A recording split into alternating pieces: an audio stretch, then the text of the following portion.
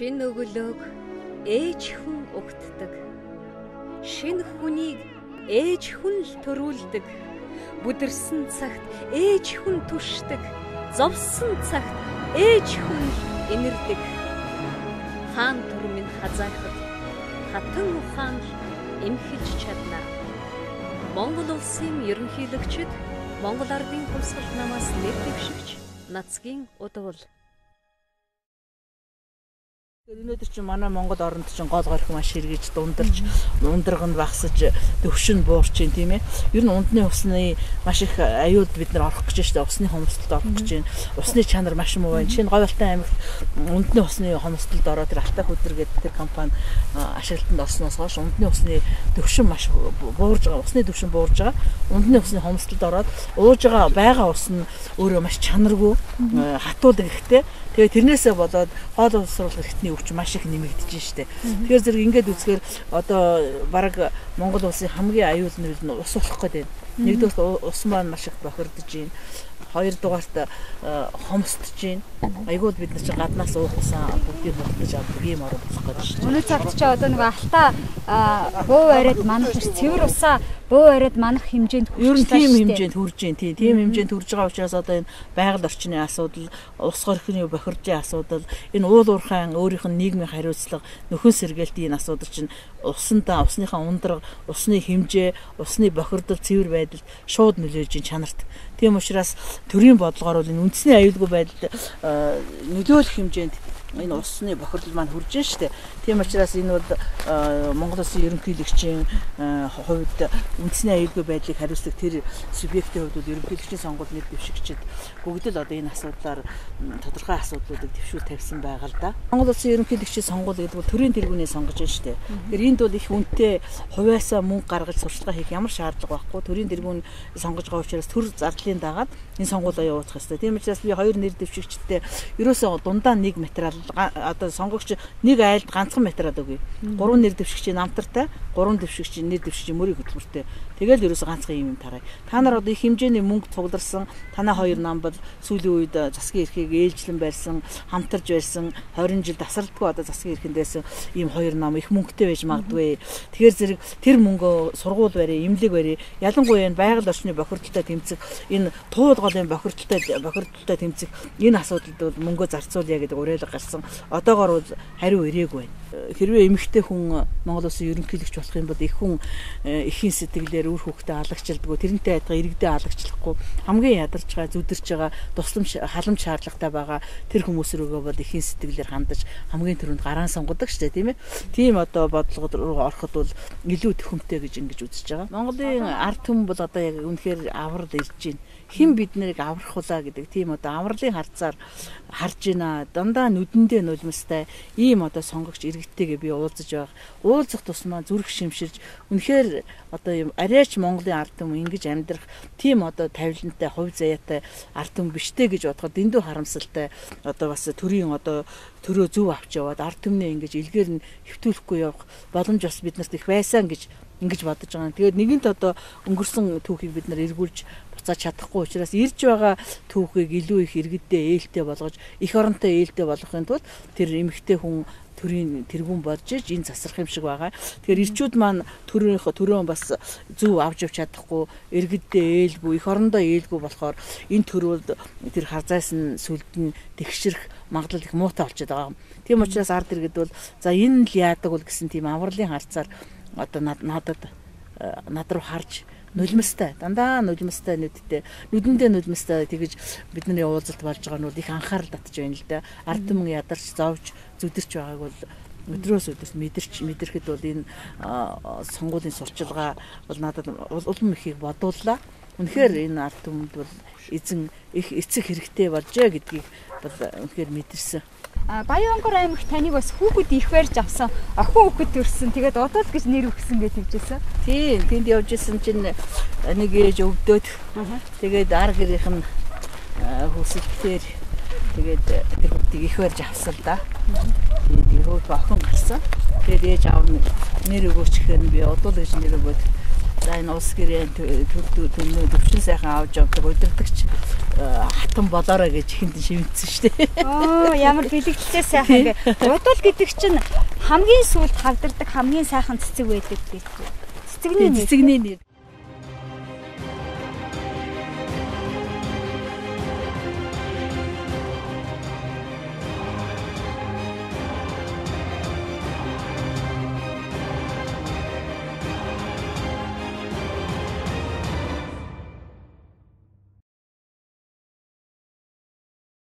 Өнөөдрийн ер нь ёс зүйн талаар юу гэж ярих вэ? Ерөөсөө ёс суртахуун, ёс зүй гэж хоёр ойлголт байгаа. Ёс суртахуун болохоор хувь хүн дээр ерөөсөө ямар шүү одоо хувь хүнтэй харьцахдаа ямар шүү айш авир гаргаж ийн, ямар зан үйл илэрж ийн гэдгээр нь илэрдэг. Ёс зүй гэхээр яг албан харилцаанд бий болчдөг. Тухайлх юм бол улс төрийн ёс зүй гэхээр улс төрчид улс төрийн үйл ажиллагааг явуулахдаа ямар зан үйл гаргаж ийн, ямар авир гаргаж ийн гэдгийг бол бид нар ёс зүйгээр хэлж байгаа. Улсын хурлд ёс зүйн хороотой гэсэн хэдийч төдийлөн ажиллаж чадахгүй байна гэж би үздэг.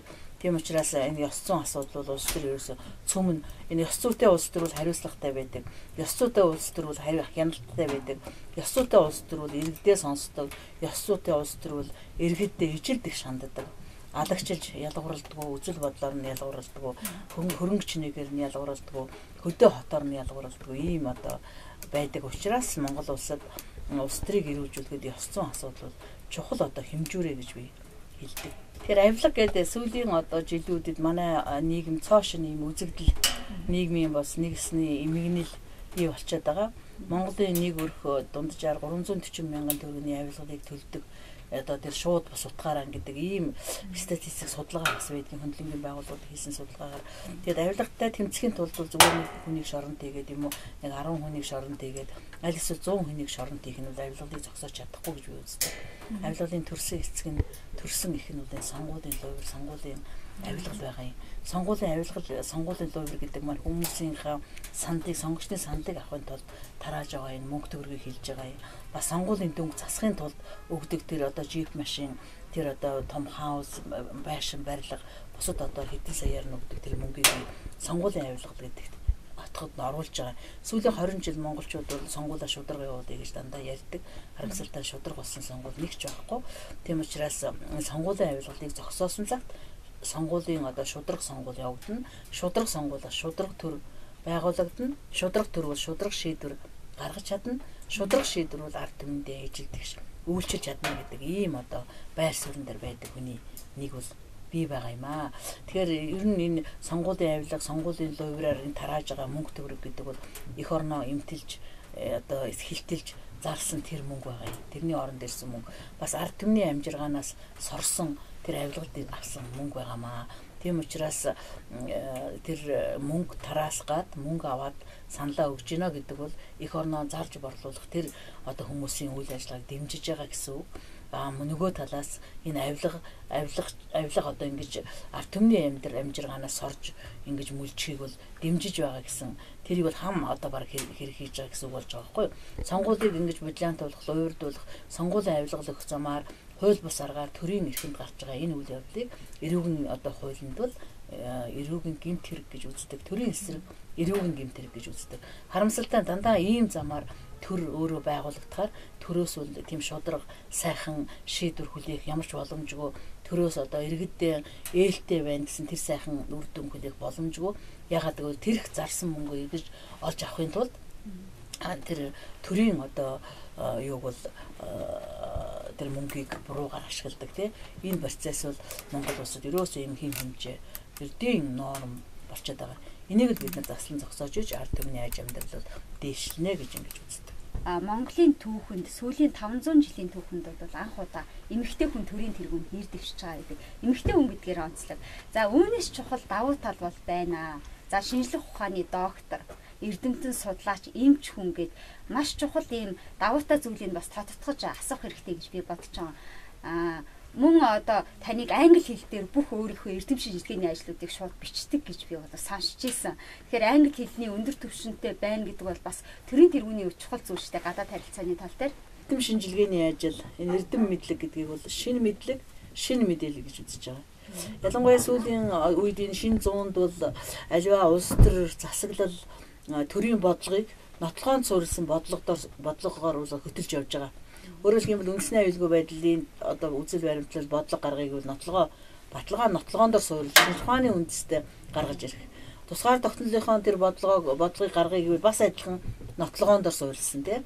Тэгэхээр ийм эрдэм шинжилгээний одоо ийм арга барил ялангуяа эрдэмтэн хүн одоо энэ төрийн бодлогыг тодорхойлох нь бол зүгээр жирийн одоо ус төрчөөс хамаагүй хавьгүй илүү тэр бодлого нь үнэн амьдралд нийцдэг яг хэрэгжүүлэх шатндаа үнэн зөв яг эрэлт хэрэгцээтэй юм зөв аргаар хэрэгжүүлээд тодорхой сайн үр дүн өгөх ийм бодлого боловсруулалтаараа бол эрдэмтэд бол ялгаатай байдаг л да. Эрдийн улс төрчдөөс бол тийм учраас би бол энэ эрдэм шинжилгээний ажлыг одоо аль бүр эмч байхасаа хийдэг байлаа шүү дээ. Оюутан байхдаа би 4-р курстэй оюутан байхдаа эрдэм шинжилгээний ажил хийгээд оюутны эрдэм шинжилгээний хуралд тэргүүн барь эзэлж байсан.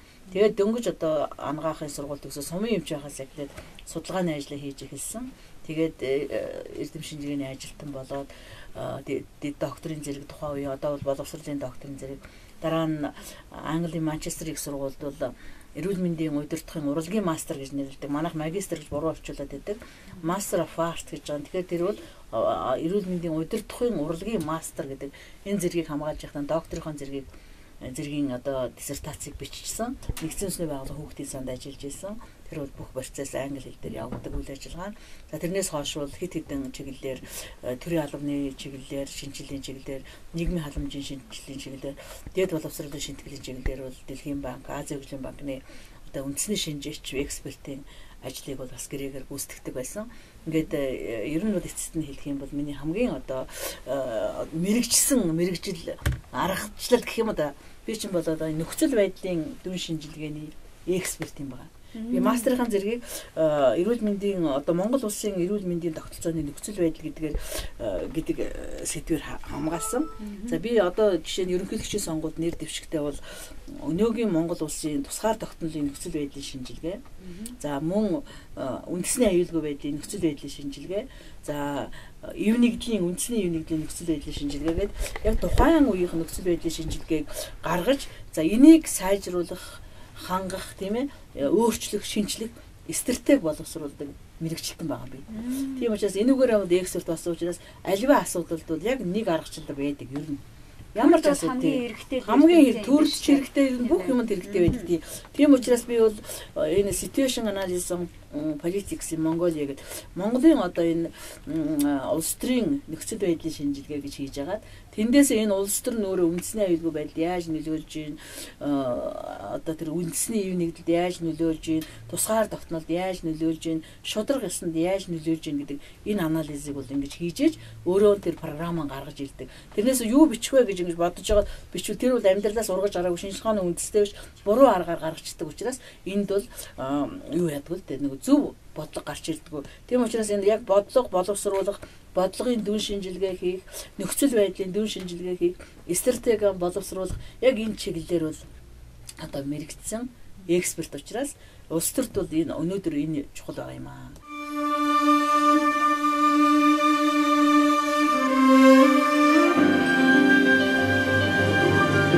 Саранго эхчүүдээ хайрлана.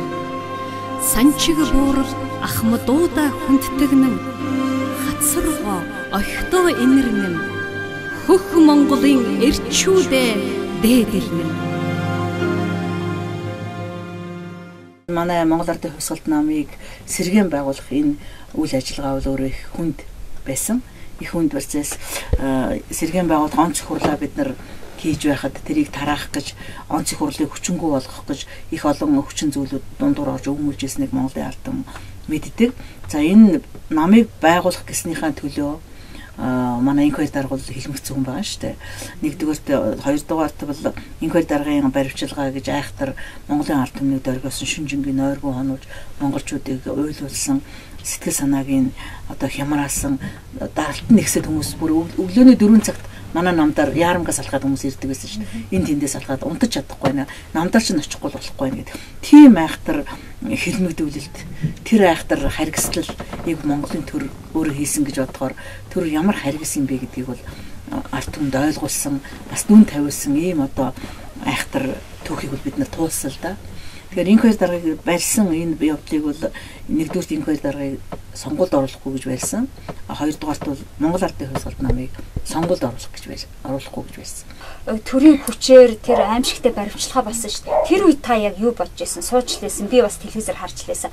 Энгийн иргэн. Тэгээ би бол төр тим зэрлэг юм хийн гэж бодоогүй. Ийм юм байдгийн бахта ямар сайн кинонд орч баг үзээгүй гэдэг би өөр гарсан сүлдэн ч гэсэн би ерөөс итгэдэггүй шүү дээ. Нэр үнэхээр бодит байдлаар болцсон. Тэгсэн мөртөө арай Монгол төр ийм сонин болтлоо арай дампуурмааргүй юм гэж бодоод гараа одоо шилдэндээ аав гэдэг. Ерөөс нүрээ харагдахгүй масктай ийм төр масктай болцсон байна гэж хүмүүс ярьж ирсэн. Масктай төрийн маскыг авч одоо энэ юу болох үнэн дүр төрхийг одоо гаргах хэрэгтэй байна гэж хүмүүс ярьж ирсэн. Тэгээд гараа аав гэл. Тэгээд ерөөс юуны зурдгүй нэг секундын хооронд л одоо өргөл аваад явсан. Тэр бүх юмнуудыг хүмүүсийг хойш нь бүгдийг унгаал эвдээл. Тэг ямар сайндаа нөгөө шинэ баяр гişүү ярьж ирсэн шүү дээ. Нэг миний толгой дээр нэг хөл байсан чи улаан сайдын хөл байлээ гэд ерөөс хин юу басна мэдээгүй тэнд сууж байгаа хүмүүс бол ерөөс 1 минут юм уу секунд ч юм уу тэрний хооронд процесс болоод өнгөрсөн ингээд бүгд хамгаалалтаа цагтаа орж ирээд тэгээ тэр бол төр өөрөө ийм айхтар одоо алан хядах үйл ажиллагааны тэр тэмцдэг тасгын хөтөлбөрийн бүрэлдэхүүнээр орсон баг хэдэн зочилоо 600 гэдэг бол тийм цагтаа. Тэр бол нэг зүгээр адал явдал нэг кино шиг санагдсан шүү дээ. Би тэгтээ юм бол айж имиж мэгдээгүй арай чи яах ч зүгээр гимгүү нэг яавал гэж бодсол доо. Тэрнээс хойш харин гимгүү хүнийг ч гэсэн ер нь гимтэн болгодог айхтар цаг иржээ. Энийг бас засахгүй болохгүй гэдэг бас дуу хоолойгоо нэлээд хүчтэй өргөж ирсэл доо. Ер нь бол энэ хоёр даргаыг 20-ны тэр өглөө хэвлэлийн баг хурал хийхдээ би хэлсэн. Улс төрийн өрсөлдөөн улам бүр харгас хэрцгий болж байна. Одоо хүчтэй өрсөлдөгчөө шоронд хийж улс төрд өрсөлддөг болж байна гэж. Энэ бол яг үнэхээр одоо энэ улс төрийн өрсөлдөөний хэтэрхий шудраг бус энэ өрсөлдөөний нэг илрэл гэж хэлж болно. Тэгэхээр энэ хоёр дарга бол шоронд ороод орсон хэдий ч гэсэн өнөөдөр Монгол Ардын хувьсгалт намын дарга хэвээрээ байгаа.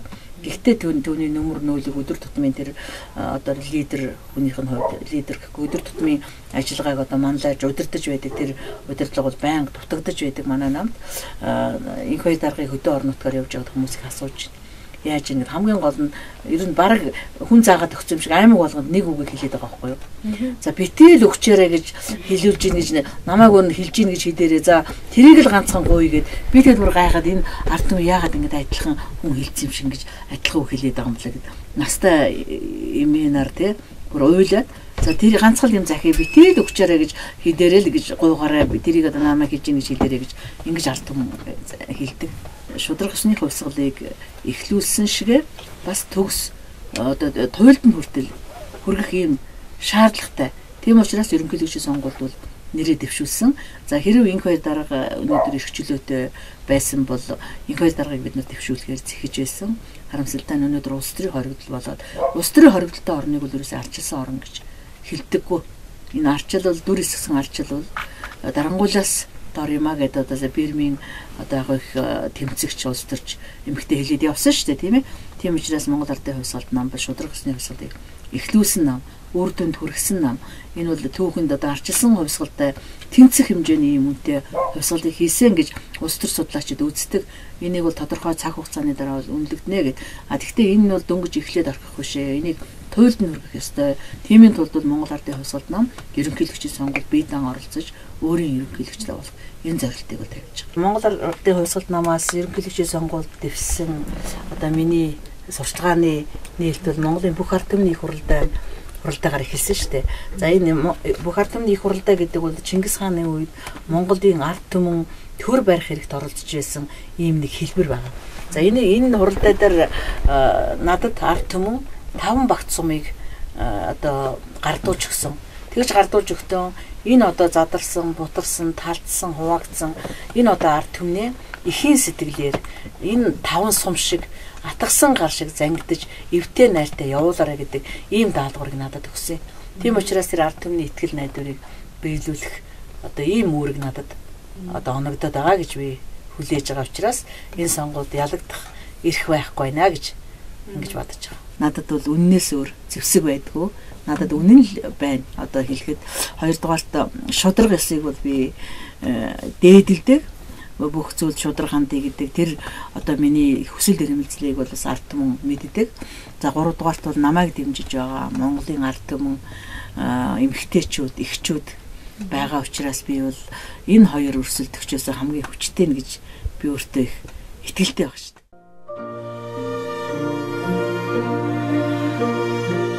Төр төвшин төмөн олон минь амгалан их хөрс минь жаргалтай элгэн нутаг минь бүрэн байгээ.